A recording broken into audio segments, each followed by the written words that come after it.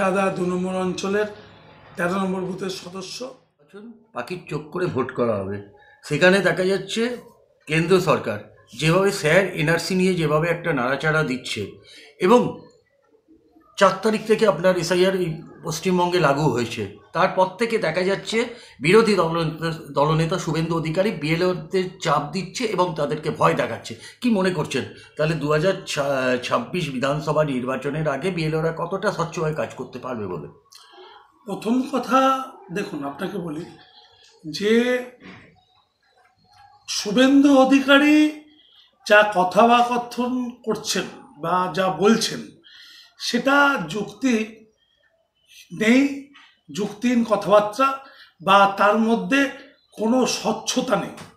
প্রথম কথা, election commission ভারতবর্ষে একটা এসআইআরের প্রথমে সাংবাদিক সম্মেলন করে একটা কথা বলেছেন যে প্রত্যেকে যারা বৈধ ভোটার আছে তারা এসআইআরের ফর্ম ফিল আপ করবে এবং সঠিকভাবে তারা জমা দেবে, এবং তাদের কি সিস্টেমে জমা দেবে, 2002-এ যে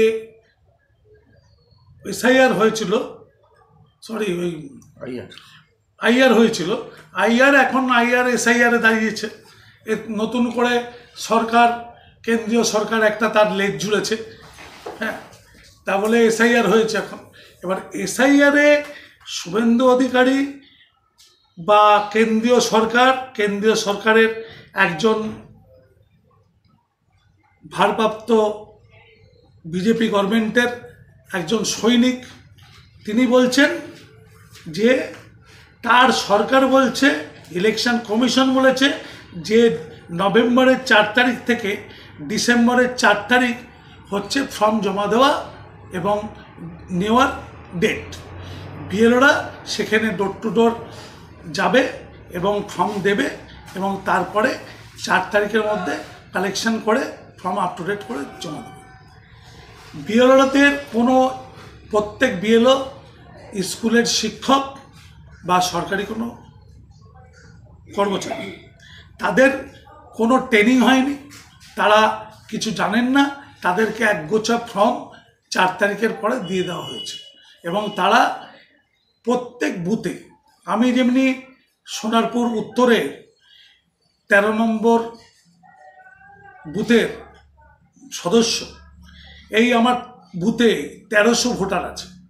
১৩০০ ভোটারটা আমার খেয়াদা ২ নম্বর অঞ্চল জুড়ে ভোটার আছে, এবং সেই ভোটারের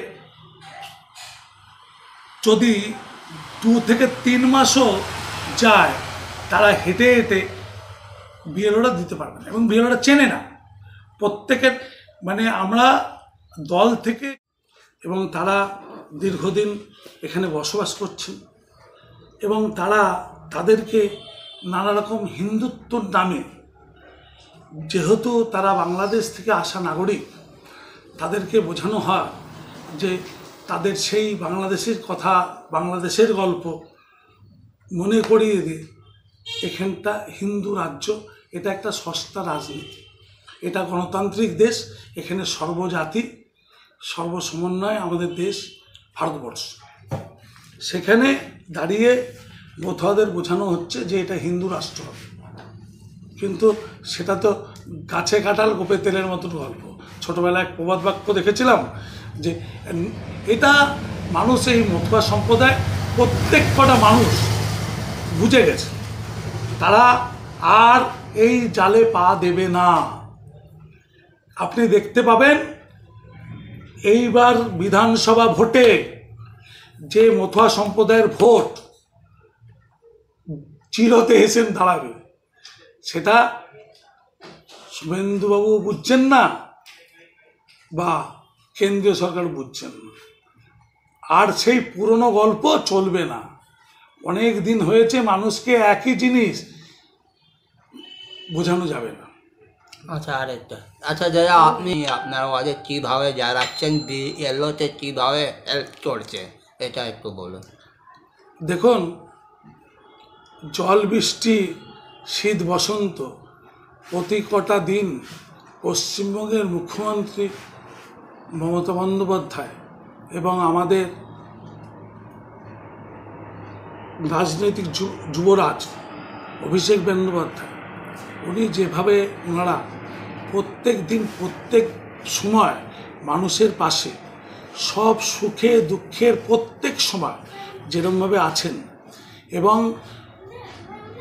পশ্চিমবঙ্গের যে সরকার যেরকমভাবে মানুষের মৃত্যুর দিন থেকে, জন্মের দিন থেকে মৃত্যুর দিন অবধি নানা রকম প্রকল্পের দ্বারা প্রত্যেক মানুষের প্রত্যেকের ঘরে, যারা আজকে আপনি যে দেখবেন যারা কেন্দ্রীয় সরকারের সমর্থনে বিজেপি করেন, তাদের বাড়ির লোকও ওই দুয়ারে সরকারের লাইন দিয়ে ফর্ম তুলে তাদের বাড়িতেও স্বাস্থ্যসাথী কার্ড আছে। এবার লক্ষ্মীর ভাণ্ডার আছে, তাদের ঘরের বউরা মেয়েরা লক্ষ্মীর ভাণ্ডার পায়। তা সত্ত্বেও কিছু মানুষের বিভ্রান্ত ভুল বুঝিয়ে, তারাও তো মানে ভুল বুঝে তারা এখন বুঝছে যে কীরমভাবে সরকার তাদের পাশে রয়েছে।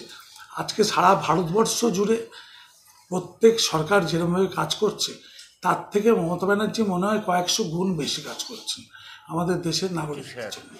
অর্থাৎ যেভাবে মমতা বন্দ্যোপাধ্যায়, অভিষেক বন্দ্যোপাধ্যায় বারবার বলেছে যে এইটা হচ্ছে একটা অ্যাসিড টেস্ট, কোনো দল মত নির্বিশেষে, অর্থাৎ বিজেপি হোক, কংগ্রেস হোক, সিপিএম হোক, সবাইকে যেন মানুষের পাশে থেকে কাজ করতে। আপনারা কীভাবে কাজ করছেন?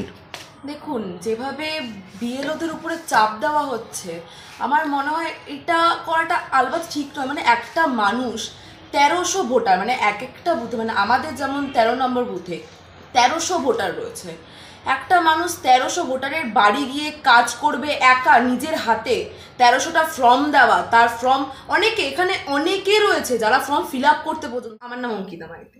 সম্মুখীন হতে হচ্ছে বিএলওর সাথে ঘুরে। আমরা মেন যে সমস্যাটা পাচ্ছি সেটা হলো এখানে প্রচুর মানুষ আছে যারা ফর্ম ফিল আপ করতে পারছেন না। এবার একটা বিএলও সে ফর্ম দিচ্ছে, ফর্ম নিচ্ছে, সে আবার এক একটা বাড়িতে গিয়ে ফর্ম ফিল আপ করছে, এটাই অনেক বড় সমস্যা। যার জন্যে এই যে একটা নির্ধারিত সময় 4 নভেম্বর থেকে 4 ডিসেম্বর অবধি, এই 1 মাসের মধ্যে এই পুরো জিনিসটা করা অসম্ভব হয়ে দাঁড়াচ্ছে। যার জন্যে আমরা প্রত্যেকটা মানুষ আমরা ঘর থেকে বেরিয়ে ওনাকে সাহায্য করার জন্য এগিয়ে এসেছি, যাতে প্রত্যেকটা বাড়িতে প্রত্যেকটা মানুষ ঠিকভাবে ফর্মটা ফিল আপ করতে পারে, ঠিকভাবে ফর্মটাকে জমা দিতে পারে। আপনার নামটা? আমার নাম পিয়াসী ঘোষ। মানুষকে কিভাবে বোঝাচ্ছেন, যেভাবে মানুষ আতঙ্কিত হয়ে আছে, ভয় ভীতি হয়ে আছে, আপনারা কী করে বোঝাচ্ছেন মানুষের পাশে গিয়ে? আমরা মানুষকে বোঝাচ্ছি এটা নিয়ে ভয় পাওয়ার কিছু নেই, প্রমাণ করতে বলেছে। এটা খুব দুঃখজনক যে আমরা পশ্চিমবাংলায় বাস করে, আমাদের রাজ্যে বাস করা সত্ত্বেও আমাদের প্রমাণ করতে হচ্ছে যে আমরা 2002-এ ছিলাম এবং 2025-এও আমরা আছি। এটা প্রমাণ করাটা ভীষণ লজ্জাজনক। অনেকের আছে যাদের ডকুমেন্টস থাকা সত্ত্বেও তারা প্রমাণ করতে পারছে না। এই জায়গা থেকে বলবো যে যেটা মানে কেন্দ্র সরকার থেকে এটা করেছে যে শর্ট টাইমের মধ্যে এগুলো জমা দেওয়ার কথা বলেছে, এগুলো একদমই ঠিক নয়। প্রত্যেকটা মানুষ ভীষণভাবে বিভ্রান্ত। আমরা তাদের পাশে থেকে বলেছি যে একদম কোনো চিন্তা করার কিছু নেই, আমরা আছি সাথে, যতটা সম্ভব আমরা সাহায্য করছি। ফর্ম ক্লাব থেকে শুরু করে তাদের মানসিক অবস্থা বুঝে তাদের সঙ্গে কথা বলা, তাদের সঙ্গে ডিল করা, সব কিছু আমরা এভরিথিং তাদের পাশে থেকে সব কিছু করছি এবং বিএলও স্যারের সঙ্গে থেকেও আমরা তাকে সবভাবে সাহায্য করছি। আপনার নামটা? আমি স্বপ্না ঘোষ। ঠিক আছে স্যার, অর্থাৎ যেভাবে মমতা বন্দ্যোপাধ্যায়, অভিষেক বন্দ্যোপাধ্যায় বারবার বলেছে যে এইটা হচ্ছে একটা অ্যাসিড টেস্ট, কোনো দল মত নির্বিশেষে, অর্থাৎ বিজেপি হোক, কংগ্রেস হোক, সিপিএম হোক, সবাইকে যেন মানুষের পাশে থেকে কাজ করতে। আপনারা কীভাবে কাজ করছেন? দেখুন, যেভাবে বিএলওদের উপরে চাপ দেওয়া হচ্ছে, আমার মনে হয় এটা করাটা আলবাত ঠিক নয়। মানে একটা মানুষ 1300 ভোটার, মানে এক একটা বুথে, মানে আমাদের যেমন 13 নম্বর বুথে 1300 ভোটার রয়েছে, একটা মানুষ 1300 ভোটারের বাড়ি গিয়ে কাজ করবে একা নিজের হাতে, 1300টা ফর্ম দেওয়া, তার ফর্ম অনেকে এখানে অনেকে রয়েছে যারা ফর্ম ফিল আপ করতে পর্যন্ত পারে না, তাদের ফর্ম ফিল আপ করে দেওয়া, এগুলো করা বিএলওর পক্ষে তো অসম্ভব বলে আমাদের মনে হয়। তো আমরা সবাই মিলে ওই বিএলওকে হেল্প করা, মানে অনেকের ফর্ম ফিল আপ করে দেওয়া, আমরা অনেকগুলো ফর্ম এখনো অবধি ফিল আপ করে দিয়েছি। ইনফ্যাক্ট বিএলওকে হেল্প করা, ওনাকে বাড়ি চিনিয়ে দেওয়া, যে কোথায় কার বাড়ি রয়েছে, ওনার সাথে যাওয়া, ওনার যা যা সমস্যা হয়েছে তার সব কিছু হেল্প করা, অনেক কাজ। আপনার নামটা? আমার নাম অঙ্কিতা মাইতি।